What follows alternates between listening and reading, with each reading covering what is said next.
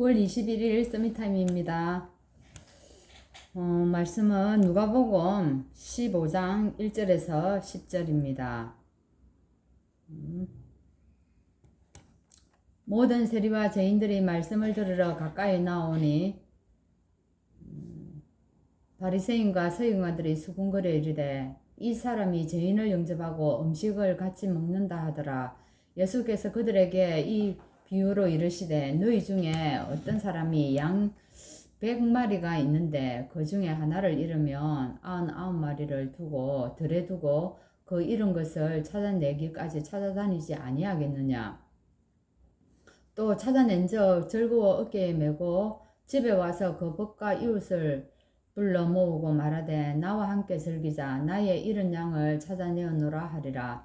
내가 너희에게 이르노니 이와 같이 죄인 한 사람이 회개하며 하늘에서는 회개할 것 없는 의인 99으로 말미암아 기뻐하는 것보다 더하리라.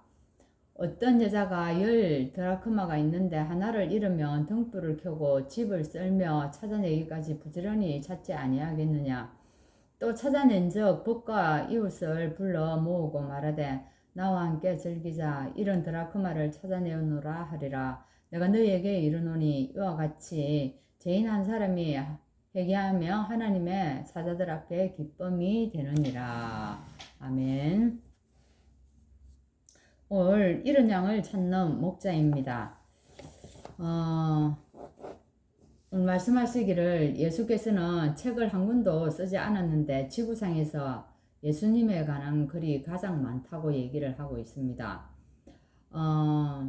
사실은 예수님은 불신자들 보기에는 어떻게 그렇게 생각할 수 있을까요? 실패한 인생이다. 왜? 십자가에 못 박혀 죽었으니까요. 죄인으로. 그렇지만 우리가 영적인 비밀을 가지고 보면 고난당한 예수님께서 영원한 축복을 남기고 가셨습니다. 영원한 축복이 무엇입니까? 그게 세계복음화입니다. 우리에게 사람을 살릴 수 있는 이런 축복을 남기고 갔다는 거예요.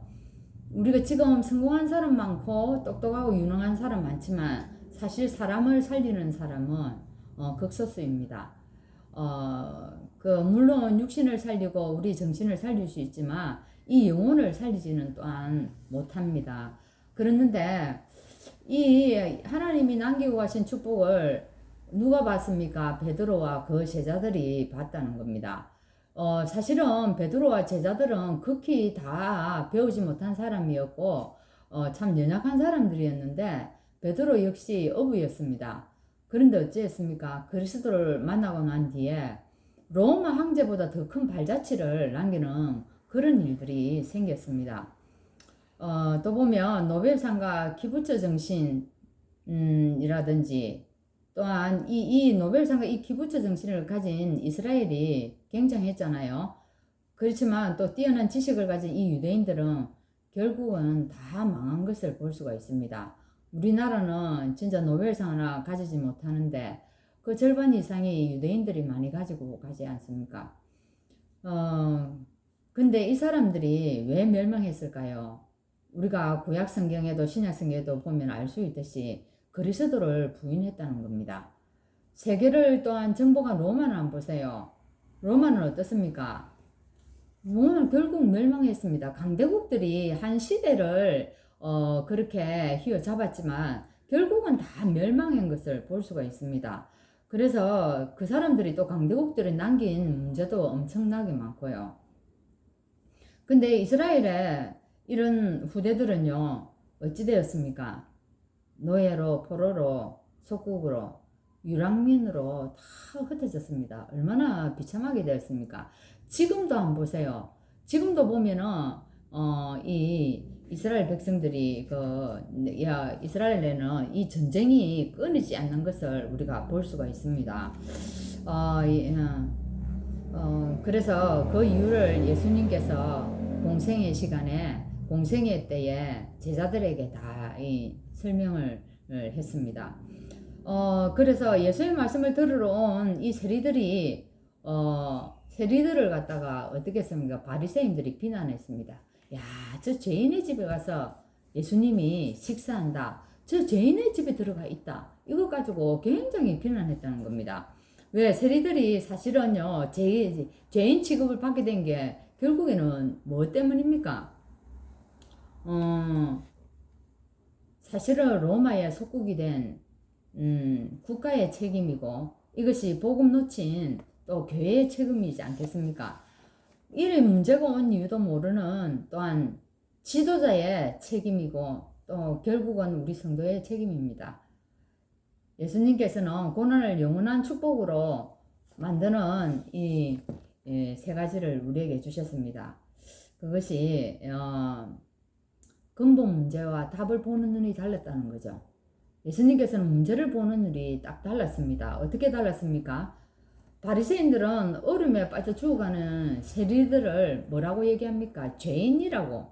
그러면 자기네들은 뭡니까? 자기네는 죄가 없다. 바리새인들 자기 스스로는 절대 죄가 없다고 생각한 사람이고 오히려 세리 같은 사람을 죄인이라고 칭했습니다. 그래서 예수님께서는 올바른 복음이 없는 잃어버린 어린 양이라고 누구를 세리를 보고 그렇게 지칭했습니다. 그래서 오늘 제목이요, 어린 양을 찾는 목자입니다. 사실은요, 여기에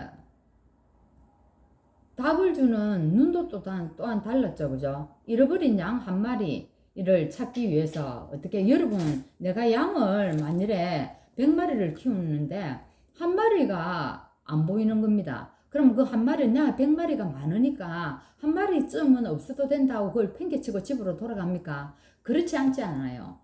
그 한 마리 양을 찾기 위해서 아홉 마리를 두고 한 마리 양을 찾으러 나가는 게 그게 목자의 마음인 겁니다. 그리고 또 뭡니까? 여기 보면 드라크마 비유가 오늘 본문에서 나오거든요. 신랑이 결혼을 하기 위해서 누구에게, 신부에게 드라크마를, 이 목걸이를 딱 준 겁니다. 근데 거기에 하나가 탁 빠져버린 거예요. 여러분 같으면 그 빠진 그것을 가지고 신랑에게 가겠습니까? 그 하나를 찾기 위해서 등불을 켜고 빗자루를 썰고 난리 나지 않겠습니까? 저는 살면서 드라크마 비유를 늘 한 번씩 느껴요. 내가 뭘 하다가 하나가 딱 잃어버린 거예요. 그 찾는다고 우리 얼마나 내 힘을 썼습니까? 근데 그 하나를 찾으면 여러분은 어떻습니까? 엄청 기분 좋아요. 그때 제가 생각하는 거, 이 드라크마 비유를 늘 한 번씩 생각을 하게 됩니다. 그래서 또 집 나간 탕자의 비유를 들면서 얘기합니다. 뭐요? 진짜 아들이 집을 나가가 탕자가 되어버렸는데 이 아들이 언제 돌아올까? 얼마나 부모가 기다리겠습니까? 그런 심령으로 예수님은 이 현장을 바라본 겁니다. 그죠? 이 올바른 복음을 이런 사람들에게 주라고 얘기를 하는데 바리새인들은 그 보는 눈이 달랐습니다. 그리고 답도 달랐다는 얘기입니다.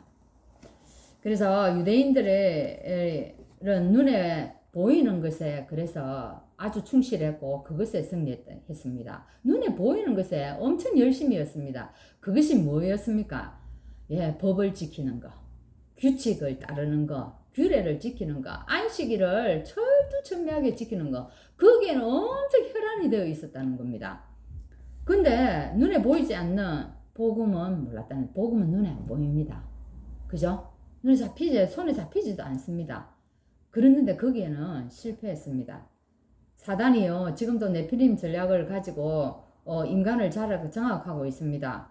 그래서 예수님께서 말씀하신 이 뭡니까? 하나님 나라와 보좌의 축복으로 우리가 이 현장을 살려내야 하는 겁니다. 다른 것으로는 답이 될 수가 없다는 겁니다. 그래서 예수님께서 갈보리산에서 고난을 당하시면서 뭐 했습니까? 우리의 영적 문제 해결했습니다. 십자가에서 죽으심으로 사단 권세를 결박해버리고 어떻게 해요? 사망 권세를 완전히 이겨버렸습니다.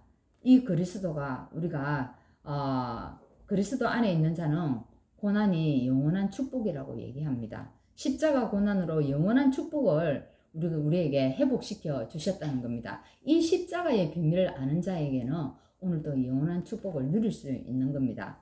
그래서 예수를 보지 않고도 더 큰 응답을 받는 받은 사람이 바울입니다. 우리도 같은 응답을 받을 수 있습니다. 우리도 예수님을 보지 않았지만 바울 이상으로 또한 그런 축복을 누리고 또한 복음의 감격을 가지고 있는 사람들입니다. 하나님 나라와 감람산 응답을 회복하면은 마가다락방의 재창조의 역사가 일어납니다.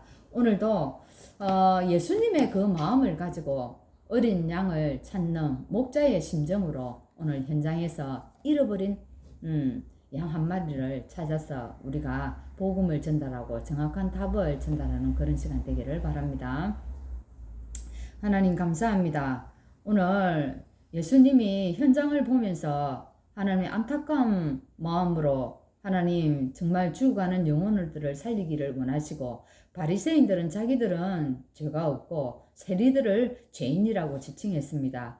오늘 우리에게 정말 예수님이 가진 이 심정으로 하나님 사람을 살리는 자가 될 수 있도록 인도하여 주옵소서. 예수 그리스도 이름으로 기도합나이다. 아멘.